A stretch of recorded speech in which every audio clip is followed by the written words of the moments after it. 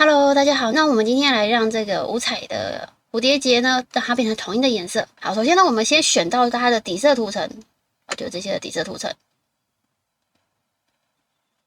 接着我们到编辑，找到将线的颜色变为描绘色。那我现在选的描绘色是蓝色，好，它就变蓝色。然后把它改成红色，到编辑将线的颜色变为描绘色，像这样子。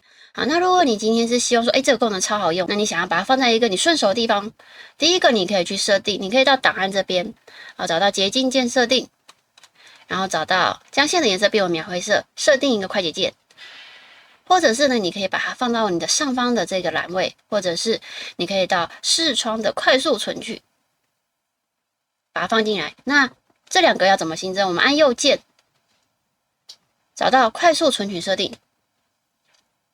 然后找到编辑，将线的颜色变为描绘色，按追加关闭。好，这样子之后呢，你就可以直接按这颗按钮。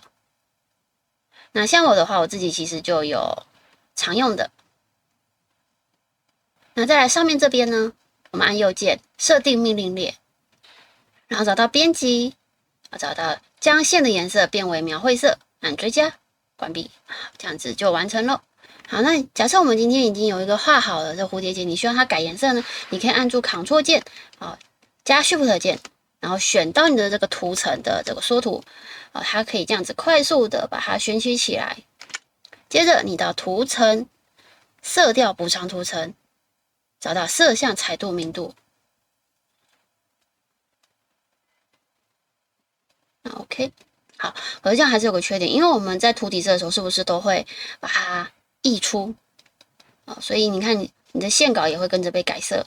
所以呢，我们这时候再使用图层剪裁，把它剪裁到你的这个底色上，按住 Auto 键加拖曳可以复制，这样子。接下来你就可以去根据你的喜好去改你的蝴蝶结的颜色，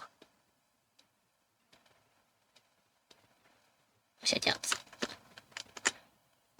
那只是说这样就变成没办法说统一改色，但它可以在后续的改色又不会去牺牲掉你原本画好的，所以这个在做差分或色围的时候非常好用。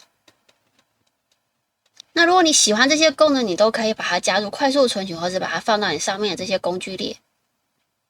那我个人是觉得放在快速存取是最方便的。好，那就是这样子，这就是我们这一次的这个一次改变图层颜色的方法，谢谢大家。